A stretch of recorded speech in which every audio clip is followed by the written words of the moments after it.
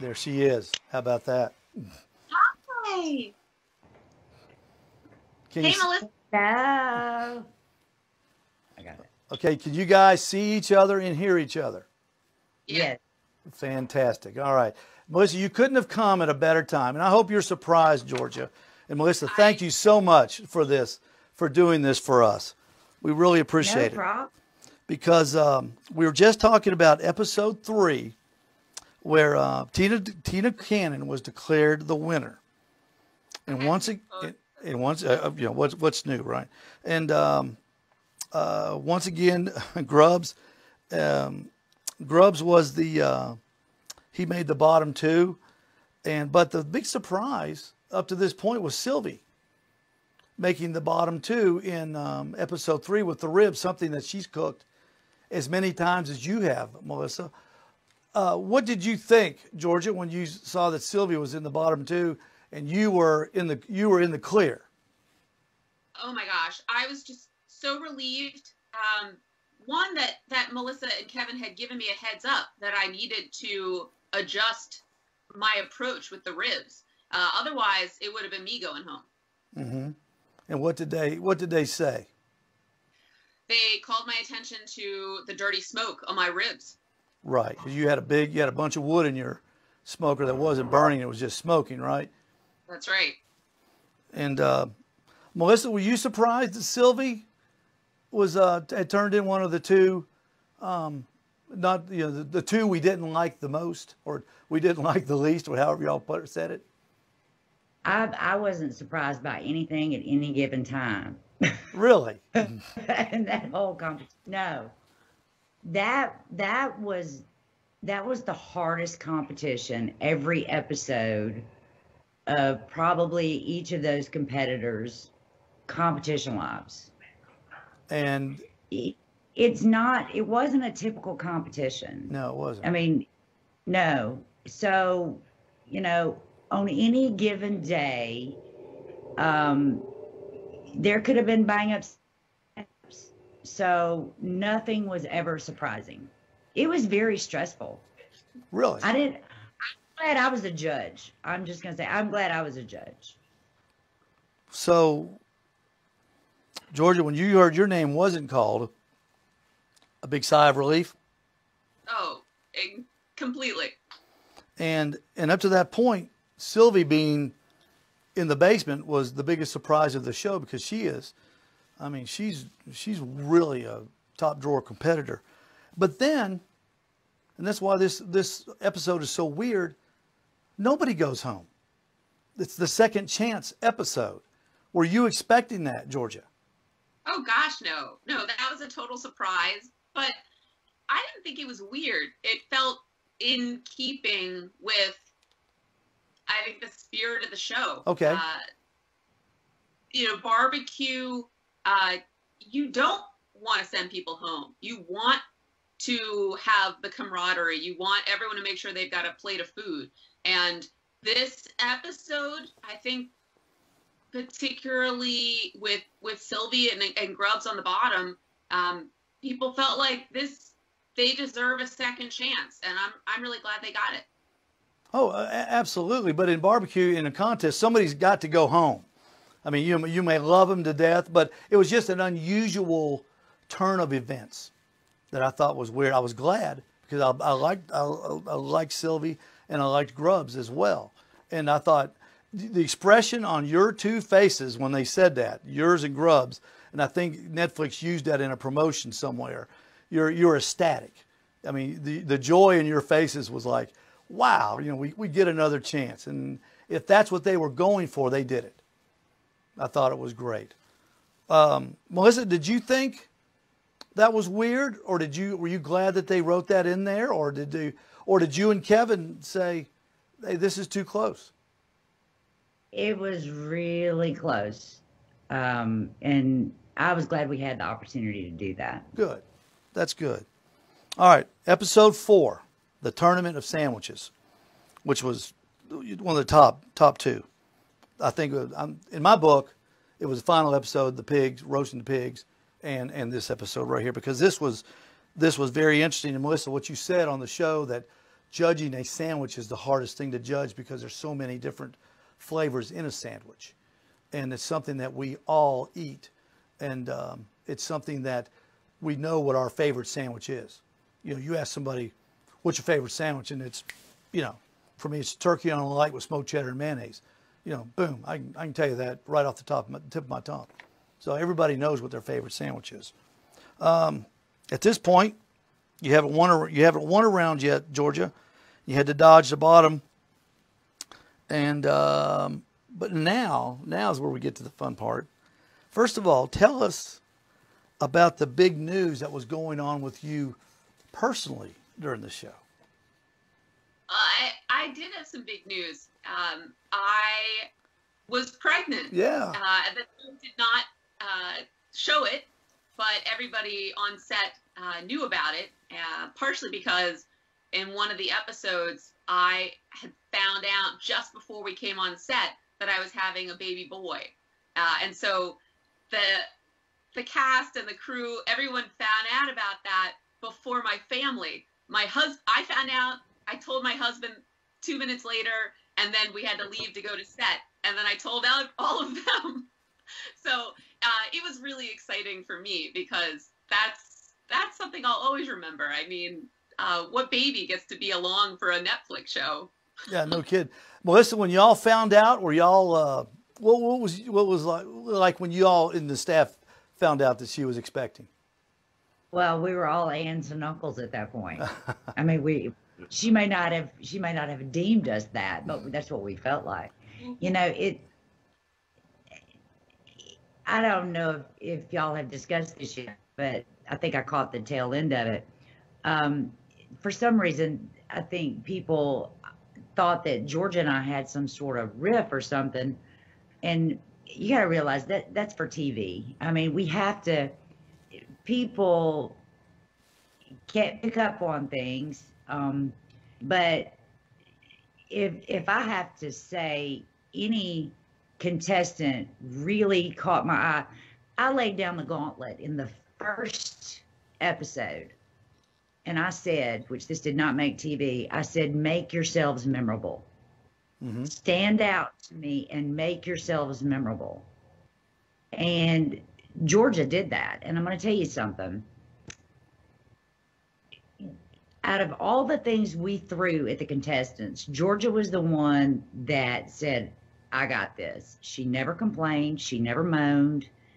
She was full of grit and determination through the entire thing, and she reminded me of me, and was probably my favorite competitor. Wow. I'll be done. Now you made her cry. She'll have to take a break. Good for you, I Georgia. probably made her cry person that time, but we have to say, as judges, we have to say positive and negative things, and it is never easy to hear negative things about your food because you have poured your heart, your soul, and everything you have into your food. I'm a competitor, and I know it is not easy to hear that, but that was my job. And when they take that 140 hours or whatever it is of film that they have and cut it into a 40-minute show, I don't know what that's going to look like. But for me, Georgia was... she's an outstanding cook, and she'll always have a little piece of my heart. And that baby, that's mine. I'm Aunt Melissa. That's fantastic. All right, now we're going to talk about the situation because I know if it's just for TV, I understand that. But I'm not the only one that thought that. Georgia said her friends thought that as well, that there was a little something. Now I want to do something real quick here. I want y'all to. Before you do that, Steve, can I expand? You can do it. You can do anything. Okay. You can do anything you want. So twofold. One is so my best friend was just like, I cannot believe Melissa is saying that about your food. She started writing down all the things that you said because she wanted to come. But my mom called me up and said, "Oh, honey, I think you won her over. Oh, I think she really wants you to succeed. She really, really wanted you to do, better than you did." Isn't that funny how two people watch the same thing and come away with two different attitudes? And that's true. That is so funny. episode after the sandwich, I believe it was Wild Game, and I remember looking at, I believe it was Rut, and saying, you know, I wonder how Georgia would have done, because I think she would have done really well in this challenge. So I kind of wish sandwich had come later, because it was tough. I really wish it had come later. All right. Now this is when I first thought that that there was maybe something going on. Now you watch Melissa, and I want you to watch her lips. Okay? And we'll talk about that in just a second. Just only take a little bit. Oh, you can't pay attention to my face, honey. Hold on.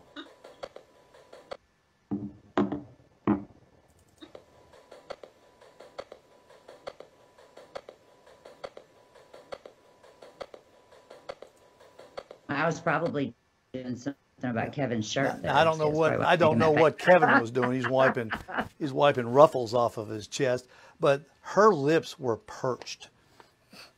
Perched lips are. And Melissa, you even said it.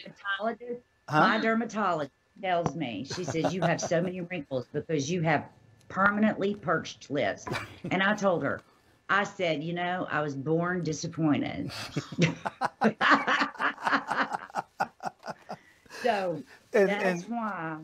And at least, Georgia, you weren't on the receiving end of the Melissa, the famous. I mean, I wish you knew how famous she was at this television thing. The kill shot of Melissa Cookston is, if you had done this just a little bit. That's the one, like, you're gone. You might as well hit the road. And you used that on somebody. I don't remember who it was. But the little bit came out one time, and I thought, oh, here we go. Here we go. Now, and here's the second thing. This is the second part of, and we're going to play this whole thing. So y'all just kind of watch this. It's not that long, and it's very funny. All right, that is looking good. This is going to be my pulled pork. So I'm going to get inside, pull it apart, and sauce it up a little bit. I'm a little concerned that Georgia has pulled her pork off too soon. Pork has a lot of intramuscular fat, so rendering that fat is the key. And pork needs to be cooked to an internal temperature of around 200 degrees to be very succulent, have moisture, but be nice and tender, and be to a proper pulling texture. We might have some chewy pork sandwiches. You have 15 minutes. And here it comes. Counting on a positive outcome for this round. This is smoked fried pork belly. It's ready to shred, so I'm gonna bring this inside. My chicken sandwich ended up with a little soggy bun on the bottom of it. Now, I'm not gonna put too much something in there, but it's a camo thing to me. It's like, cover up the taste of the barbecue with sauce. We don't want to taste sauce. We want to taste the meat. I like it. Will the pork queen like it? That's it right there. I like it, but will the pork queen like it? The pork queen. Now, were you within earshot of that, Melissa, when she said that during the filming? I don't remember. Okay. But I wouldn't have taken offense. No. I know exactly how stressed these competitors were. And it's not easy. I remember seeing black smoke rolling out of the top of Georgia's smoker, and I looked at the production team and I said, "Can I please go over there? Can I please just go over there? If I can stop this real fast, just maybe if I can just stop this from happening real fast." You sit there and we're constantly talking different scenarios while they're cooking. Just talking about everything that could possibly happen, and what if this and what if that. And I saw that black smoke rolling and my stomach just dropped. But y'all went over and helped her, and she did the right thing. She got the wood out. Let it breathe a little bit. Right. I in no way meant the pork queen to be offensive. I have heard you called the queen of pork, and I cared very deeply about getting it right. I don't. Baby, how much worse. That's the. Georgia, I didn't take it as you trying to offend her. I took it as you trying to impress her. Oh yes, exactly. And that's what I took it. I took it as a. Let her like this. Here comes you one, sister. You know, you think that pork was dry. Here, I'm going to fix it so you're going to like this. And I liked it just as soon as Melissa was saying, you got to pull pork at 205. It shows the thermometer going in meat at 162. I thought that was some pretty good editing right there by the producers. But it was great. It was great. And I thought that was the best line of the whole entire thing. It was that I like it, but will the pork we like it. And then the eyebrow thing. The eyebrow thing was just, that was, let's see, here it is right here. This is just, I don't know where that came from. I like it. It's Will a the little pork Groucho queen Marx. like it? Yeah, Don't look know. at that. I like it. Will the pork queen like it? That's just me in my kitchen. I'm telling you that right now. I like it. Will the pork queen like Melissa, it? do you ever like the pork when it's sliced like that before it is soft enough to pull? Oh, I turn in sliced pork in Kansas City contests all the time. They sell pork, I think they're called pork steaks, aren't they, Melissa? Pork steak. That's not what I call it. Well, I know. Our Sam's. I was in Sam's the other night and had a whole rack of pork steaks, just pork butts cut up. So I don't like it, but some people do. I don't think I cook it right. I think it's too tough. But I don't want to do cooking shows. All right. Let's see. As sandwich tournament, loser bracket, blah blah. Okay. As the sandwich tournament kept going, moved from bracket to bracket, you kept falling short of the winning side. And what were you thinking when you ended up in the first round of the losers bracket with Grubbs and Rashid, when the three of y'all were in the losers bracket? I have to say that was probably the most demoralized I'd been in the entire competition, because I really liked my sandwich. And on one hand, you know, I just want to leave it on the table. I just want to do everything I can, put out the best possible food that I can, and then wherever I place, I know that I earned that spot. But I was really a little bit thrown because I really liked my sandwich so much. And so I needed to adjust. But I think the part that is really difficult is you've got 3 challenges in one time frame. Right. So you got to right back up. You got to get back into it. And you can't, you got to catch the ball before you can score that touchdown, right? And in real time during the show, was it a very quick turnaround thing after they judged, right back at it? Yeah, I remember I took like a quick little break. I was eating a piece of cheese, and everybody else was like running around already, and production was like, "We're still going, like go." But I needed like 30 seconds to just get my head back in the space. All right. Of course, the final round, the losers bracket, the last round in the losers bracket, you and Grubbs standing side by side. What's going through your mind there, Melissa? And you joined in after Georgia. What was going through your mind when you knew who was going to go home, and you're looking at the two of them? Go ahead, Georgia. I knew that it was a really strong possibility it was going to be me. I felt like we were kind of neck and neck. We each had different pieces that we brought to the sandwich. But I knew that my beef sandwich was my weakest sandwich of the 3. So I do feel like I left myself open to be cut. Mm-hmm. And Melissa, what were you thinking when you're looking at those two guys? You know, that it's so hard to see any of them go home. You know, and that's really the hard thing, because, you know, as judges, we don't get to hang out with the contestants. We don't talk to them for obvious reasons. Right. But, you know, we watch them work so hard, and to send any of them home is so hard. But, you know, Georgia, you know, she didn't have any competition experience, and she came in there, I mean, fighting. And, you know, I wanted to see what she could do, and I was not ready for her to go home. And she made it halfway through the competition though, with no experience and just Yeah, on kitchen skill.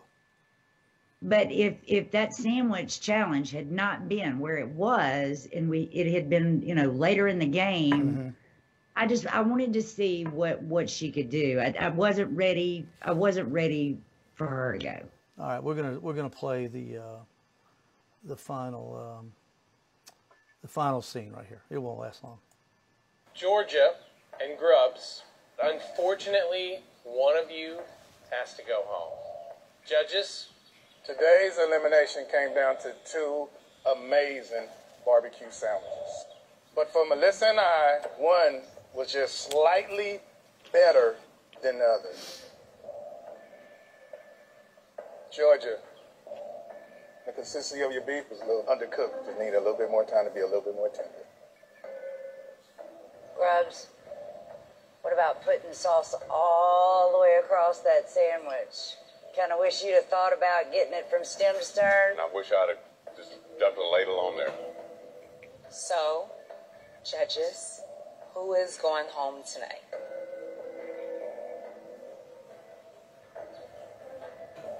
Georgia, I'm sorry. Your barbecue sandwich was the least favorite of ours, so tonight you'll be going home. Let's come on.